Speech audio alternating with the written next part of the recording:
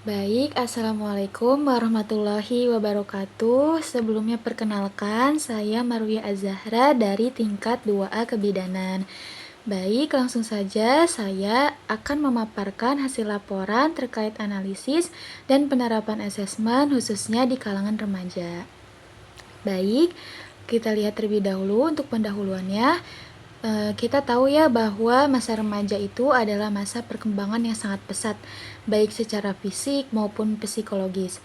Namun, saat ini remaja itu mempunyai beban yang cukup berat ya, mulai dari tugas sekolah, aktivitas sosial, hingga tingginya penggunaan gawai. Nah, masalahnya itu banyak yang akhirnya berujung pada stres, kurang tidur, hingga menyebabkan prestasi belajarnya juga menurun. Nah, ini juga menjadi alasan saya mengapa asesmen ini sangat penting untuk dilakukan. Baik, untuk tinjauan teorinya itu kita lihat di sini. Mungkin secara teori itu manajemen waktu bukan cuma soal jadwal, tapi kemampuan kita merencanakan dan memanfaatkan waktu secara efektif demi keseimbangan hidup. Nah, di sini ada menurut WHO, promosi kesehatan adalah upaya memberdayakan masyarakat agar mereka mempunyai kendali atas faktor-faktor kesehatannya. Jadi, edukasi manajemen waktu ini adalah bentuk promosi kesehatan agar remaja ini bisa hidup lebih sehat dan produktif. Lalu di sini untuk metodologinya, untuk metodenya ini, kegiatan ini saya lakukan pada Januari 2026 di lingkungan SMA. Saya menggunakan pendekatan wawancara ini secara terstruktur dan melakukan observasi secara langsung kepada salah satu siswa di sana. Nah, dengan cara mewawancarai dengan cara spesifik menggali kebiasaan mereka sehari-hari. Nah, kita lihat di sini untuk hasil wawancaranya itu ada salah satu siswa di sana yang bernama Raka Davi. Dia berusia 16 tahun. Nah, di sini ada hasil wawancaranya. Oke, yang pertama itu saya bertanya kepada Raka ini bagaimana cara dia mengatur waktu ketika memiliki banyak tugas supaya semuanya itu dapat diselesaikan tepat waktu gitu. Lalu Raka itu menjawab biasanya mengerjakan tugasnya yang menurut dia itu lebih sulit terlebih dahulu, dan juga mengerjakan tugasnya itu saat mendekati deadline atau waktu lebih dekat saat waktu pengumpulannya.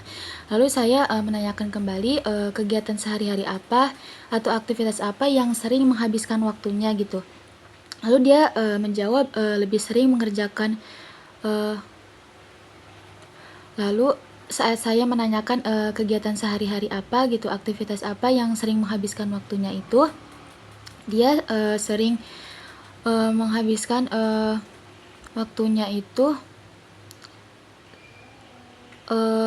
sering menghabiskan waktunya itu dengan menggunakan gawai gitu. Terus juga saya menanyakan kembali apakah Raka ini cenderung mengerjakan tugasnya itu jauh sebelum batas waktunya atau mendekati waktu pengumpulan, tetapi dia menjawab tetap dia lebih cenderung gitu mengerjakan tugasnya itu di dekat-dekat waktu pengumpulan. Terus juga di sini saya menanyakan apa bagian yang sulit dalam mengatur waktu sehari-hari itu.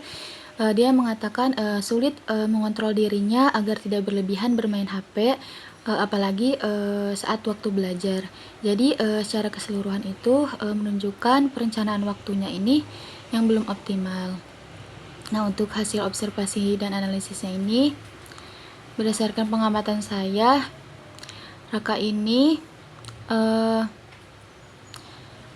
berdasarkan pengamatan saya di sekolah gitu, pola ini ternyata cukup umum gitu. Baik siswa yang baru mengerjakan tugasnya di detik-detik terakhir pengumpulan tugas dan penggunaan HP-nya di luar jam belajar sangatlah tinggi gitu.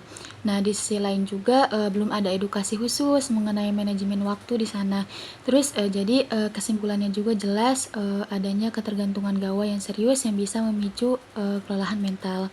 Lalu untuk rencana tindak lanjutnya ini, melihat kondisi tersebut, saya menyusun 3 langkah tindak lanjut ini. Yang pertama, melakukan penyuluhan Langsung soal bagaimana cara mengatur waktu, lalu memberikan edukasi khusus tentang cara berhenti menunda pekerjaan.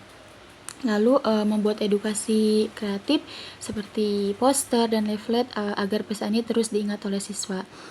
Dan yang terakhir untuk kesimpulan dan sarannya sebagai penutup, asesmen ini mengonfirmasi bahwa sebagian besar remaja memang butuh bantuan dalam mengatur jadwal harian mereka.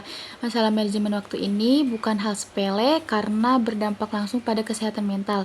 Saya menyarankan agar promosi kesehatan ini dilakukan secara rutin dan partisipatif agar remaja ini lebih mandiri dalam mengelola waktu mereka. Nah, ini yang terakhir ada sesi dokumentasi saat kegiatan berlangsung di sana. Baik, terima kasih atas perhatiannya.